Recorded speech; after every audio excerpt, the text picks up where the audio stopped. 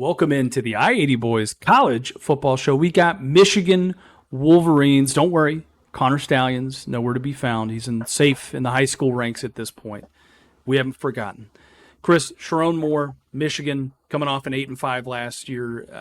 How many wins, how many losses do you have them penciled in for this year? Look, it's no joke that me and Michigan fans don't get along very well, but I'm doing them a favor this year. I got them going 9-3, Christian. The losses, I know this might piss off the Michigan faithful, but I got the loss at Oklahoma. I'll tell you why here in a minute. I also have a loss at USC on the road. And then I finally have them losing to Ohio State. I know, man, it's been some games there in the past couple of years. I know it's been a while, but I got Ohio State winning that one. The reason why for these losses, the Oklahoma game, the only reason why is I think Bryce Underwood, right? He's going to be probably the starter this year. He should be. He's getting paid a lot of money to be the starter, the true freshman, the highly touted kid.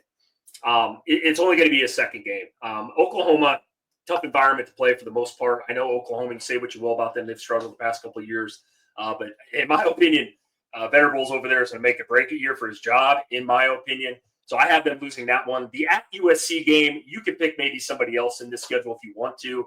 USC's in a similar situation, in my opinion, though, with Lincoln Riley, right? Michigan's got to go travel on the road out there. USC does predominantly play better at home.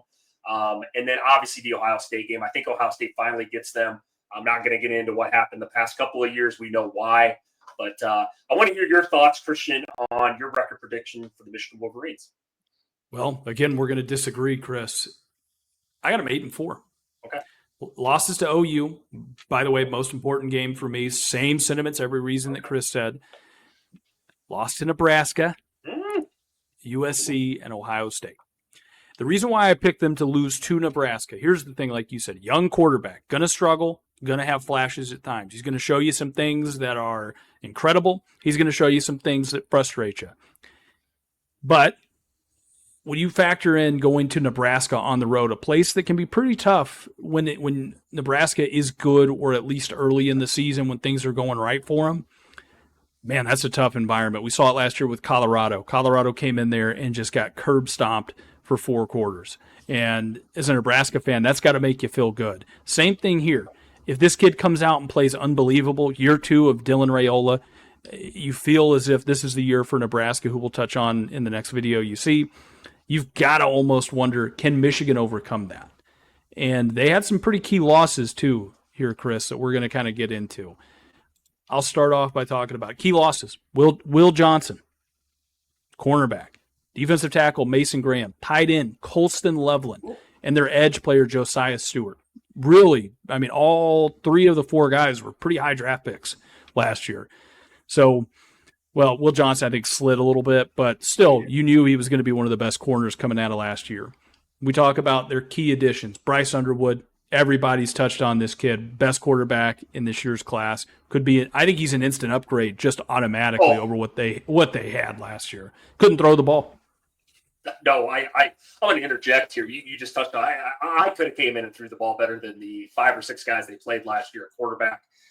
Dead last in the country with 5.4 yards per throw.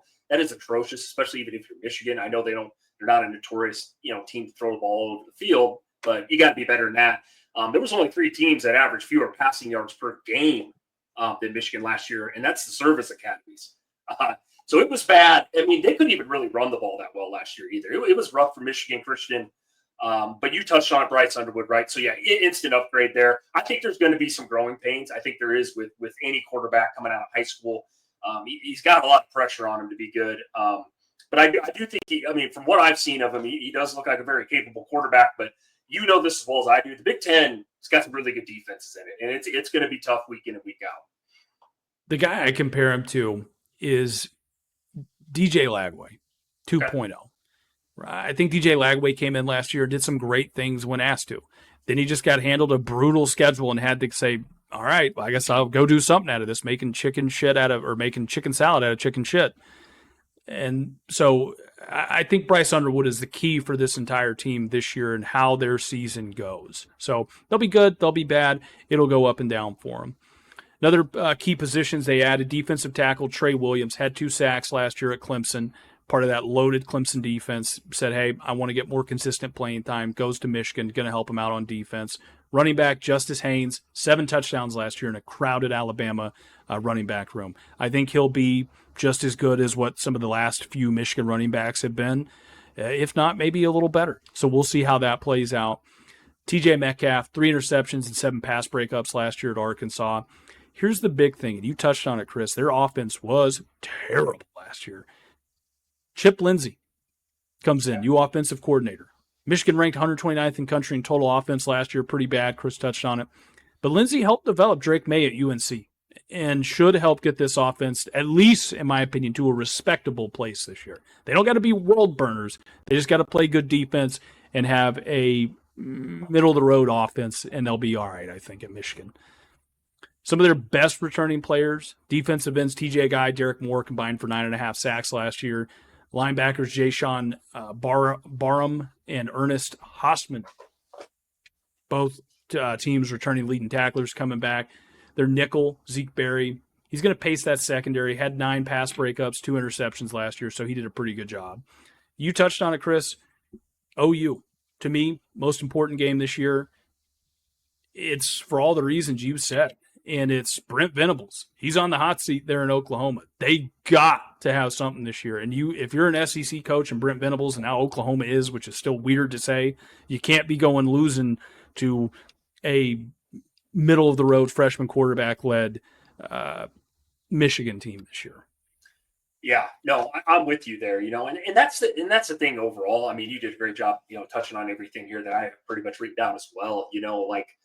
I think some of the losses are going to hurt. I mean, Colston Loveland, was their best offensive player last year by a landslide. I mean, we couldn't name a wide receiver for Michigan last season. I know you can blame the quarterbacks as well. They couldn't run the ball the greatest. I think this year overall, though, Michigan's going to be a good team. I think at the end, I think Bryce will get better week after week. We saw that with I look at my team, Nebraska, right? Dylan Raiola played really well in some games. He had some tough games. The Indiana game last year. I think you saw that in DJ Lagway. Good comparison as well.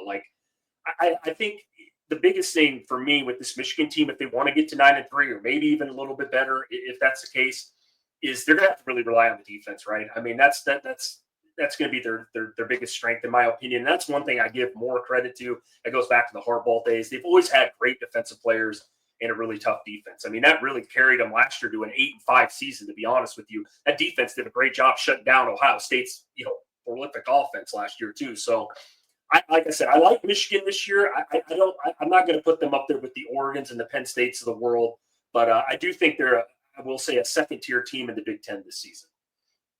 Yeah, agreed. Last thoughts here, Chris, as far as I'm concerned. We touched on Bryce Underwood enough. Defensively, I think they're going to be stout like they always are. But here's the big thing. Sherrone Moore doesn't have a ton of pressure on him right now. Michigan fans are still in that honeymoon phase because they won a national championship 2 years ago.